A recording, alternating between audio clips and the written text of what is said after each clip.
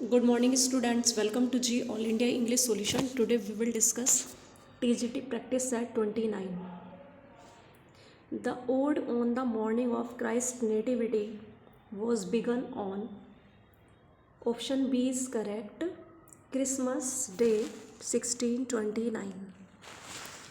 The ode on the morning of Christ's nativity इसे शुरू किया गया था क्रिसमस के दिन पर और 1629 में। ये लिखा है जॉन मिल्टन ने। Next question is, in his doctrine and discipline of divorce and Tetrachordon Milton repudiates marriage. In his doctrine and discipline of divorce and tetrachordon, Milton repudiates marriage. Next question is, who commented on Milton, saying, "This man cuts us all out and the ancient too"? तो Dryden. किसने Milton पर टिप्पणी की ये कहते हुए कि इस व्यक्ति ने हम सभी को कट कर दिया है, काट दिया है, और एंशियंट को भी। ये ड्राइडन ने कहा है मिल्टन पर। Next question is, the meaning of L Allegro is. L Allegro का मीनिंग है द जॉयस, खुश व्यक्ति या हैप्पी मैन। नेक्स्ट क्वेश्चन है, which poems of Milton are joyous almost Elizabethan in character. Milton की कौन सी पोएम ऐसी हैं जिसमें कैरेक्टर में मतलब एलिजाबेथन, लगभग वो कैसी हैं, जोयस हैं। एलिजाबेथन है कैरेक्टर में और जोयस हैं, तो ये हॉर्टन पोएम्स हैं। तो विच पोएम्स ऑफ मिल्टन, तो which poems of Milton are joyous almost Elizabethan in character, तो हॉर्टन पोएम्स। नेक्स्ट क्वेश्चन है, it is a Galsworthy's play. ये जॉन गाल्सवर्दी का प्ले है जो कि बेस्ड है रेशियल प्रेजुडिस पर। क्रिश्चियन के मतलब यहाँ पे ईसाइयों का है ना, रेशियल प्रेजुडिस पर बेस्ड है। ये पक्षपात दिखाया गया है किसके खिलाफ, यहूदियों के खिलाफ। It deals with the problem of anti Semitism in aristocratic societies. ये डील करता है किससे, एरिस्टोक्रेटिक सोसाइटी में एंटी सेमिटिज्म की प्रॉब्लम के साथ ये डील करता है। और this is the description of Galsworthy. यहाँ पर गाल्सवर्दी मतलब यहाँ जो डिस्क्रिप्शन दिया हुआ है, यहाँ वर्णन किस वर्क का है, तो वो है लॉयल्टीज़ का। लॉयल्टीज़ 1922। नेक्स्ट क्वेश्चन है, consider the following quotes from Galsworthy works, find out the correct ones. तो ये हैं ऑल आर करेक्ट। क्या क्या है, फर्स्ट है, society is build on marriage. Society किस पर बनी हुई है, मैरिज पर। मैरिज पर और उसके परिणामों पर बनी हुई है। तो ये द फोरसाइट सागा से लाइन ली गई है कि society is build on marriage, marriage and its consequence. The Forsyte Saga written by John Galsworthy. बहुत अच्छा वर्क है, इम्पोर्टेंट वर्क है इसका, द फोरसाइट सागा। नेक्स्ट है, we have to love because we love loving. हमें प्रेम करना पड़ता है क्योंकि हमें प्रेम करना पसंद है, क्योंकि हम प्रेम करना चाहते हैं, इस वजह से हमें प्रेम करना पड़ता है। अ बिट ऑफ लव से लिया गया है जो कि लिखा है जॉन गाल्सवर्दी ने। और ये जो जॉन गाल्सवर्दी थे ये मॉडर्न एज से बिलोंग करते थे। The world is not ruled by power, संसार शक्ति के द्वारा शासित नहीं होता है। एंड द फियर, और डर के द्वारा भी नहीं, शक्ति के द्वारा और डर के द्वारा नहीं चलता है। विच पावर प्रोड्यूस, जिसे पावर प्रोड्यूस करती है। It is ruled by love, संसार तो सिर्फ प्रेम से ही चल सकता है। तो ये फ्रेटर्निटी से लाइन ली गई है और लिखी है जॉन गाल्सवर्दी ने। नेक्स्ट क्वेश्चन है, consider the following statements, find out the correct one. तो यहाँ पे भी ऑल आर करेक्ट हैं, देख लेते हैं। That is capital a wide faced stony hearted monster. वह तो कैपिटल है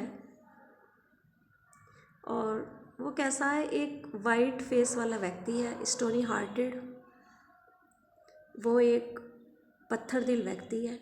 मॉन्स्टर है, राक्षस है, पत्थर दिल राक्षस है। रॉबर्ट ने कहा है स्ट्राइफ में, यहाँ पे है ना,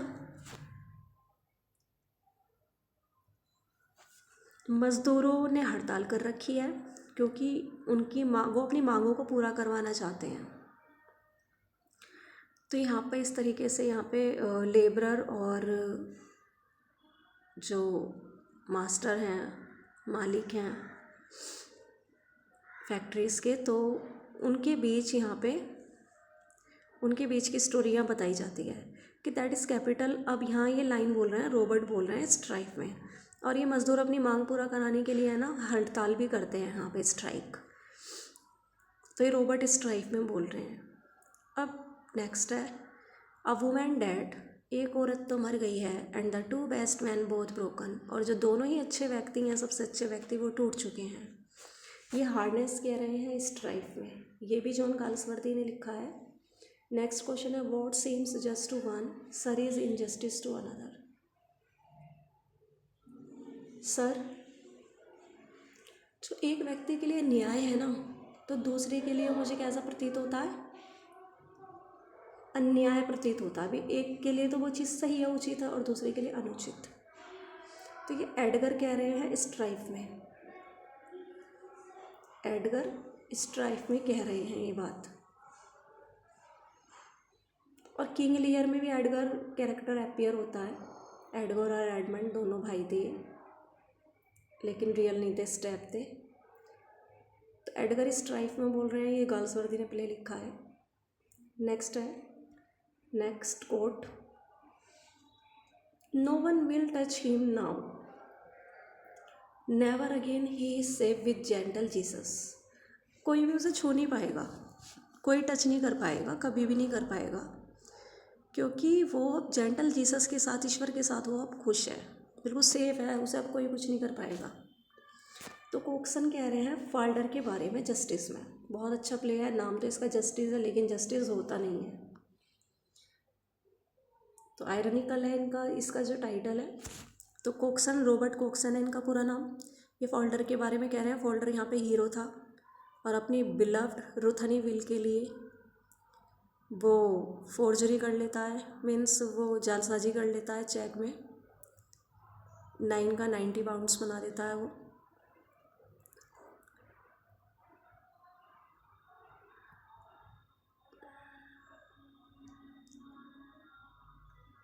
नेक्स्ट क्वेश्चन है, which play of Galsworthy deals with the inadequacy of the administration of justice and the attitude of different types of people towards an escaped prisoner। कि गाल्सवर्दी का कौन सा प्ले ऐसा है जो कि डील करता है जस्टिस के एडमिनिस्ट्रेशन के इनएडिक्वेसी के साथ, अपर्याप्तता के साथ। तो which play of Galsworthy deals with the inadequacy of the administration of justice and the attitude of different types of people, और भिन्न प्रकार के लोगों के दृष्टिकोण के साथ डील करता है।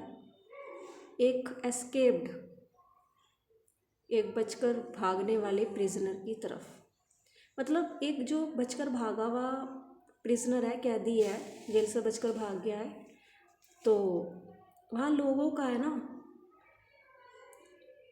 भिन्न भिन्न प्रकार का दृष्टिकोण होता है उसकी तरफ। तो ये कहाँ आपको देखने के लिए मिलती हैं चीज़ें, तो देखने को मिलती हैं एस्केप प्ले में, और ये लिखा है जॉन गाल्सवर्दी ने। तो which play of Galsworthy deals with the inadequacy of the administration, मतलब जस्टिस के जो प्रशासन है उनकी इनएडिक्वेसी दिखाई देती है, अपर्याप्तता, और लोगों का भिन्न भिन्न प्रकार के लोगों का कैसा मतलब दृष्टिकोण है एक एस्केप्ड प्रिजनर के साथ। तो ये चीज़ें दिखाई गई हैं एस्केप में। नेक्स्ट क्वेश्चन है, I read in various chamber, practised almost not at all and disliked my profession thoroughly, कि मैं वेरियस मतलब भिन्न प्रकार के चैम्बर में मैं पढ़ा हूँ, प्रैक्टिस तो मैंने लगभग बिल्कुल भी नहीं की है, and disliked my profession thoroughly, और मैं पूर्णतः अपने प्रोफेशन को, अपने व्यवसाय को नापसंद करता हूँ। ये कहा है जॉन गाल्सवर्दी ने। नेक्स्ट क्वेश्चन है,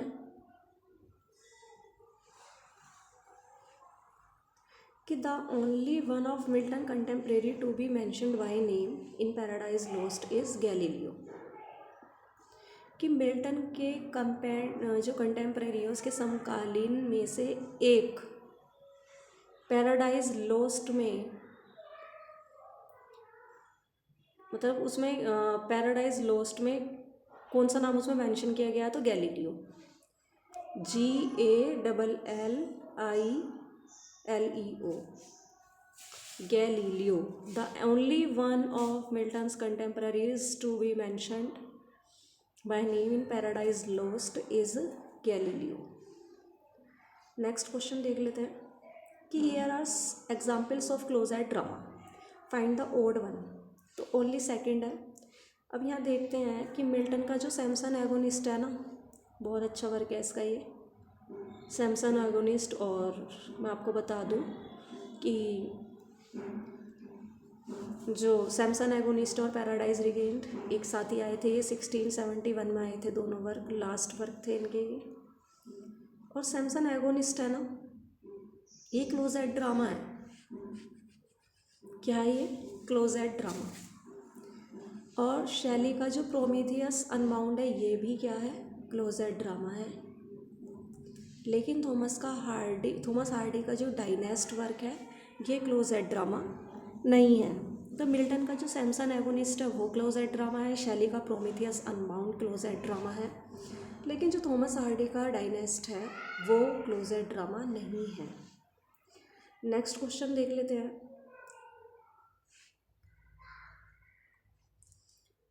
कि मोलोक, क्लीमोस, बेलियल एंड थेमेस ये कैरेक्टर हैं जो अपीयर होते हैं कहाँ पे? मिल्टन के पैराडाइज लॉस्ट में। Moloch, Chemos, Belial and Thammuz are the characters who appear in Milton's Paradise lost.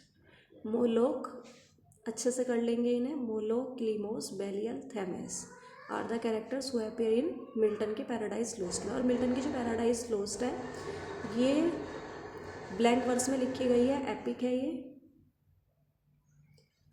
अच्छा वर्क है। यहाँ पे सैटर्न को ही हीरो मान लिया गया है, कुछ ने माना है, कुछ क्रिटिक के अकॉर्डिंग, कुछ के है एडम हीरो, कुछ के मतलब हीरो मानते हैं एडम को और कुछ मानते हैं सैटर्न को। सैटर्न की बड़ी इंस्पायरिंग लाइनें हैं यहाँ पे बहुत ज़्यादा।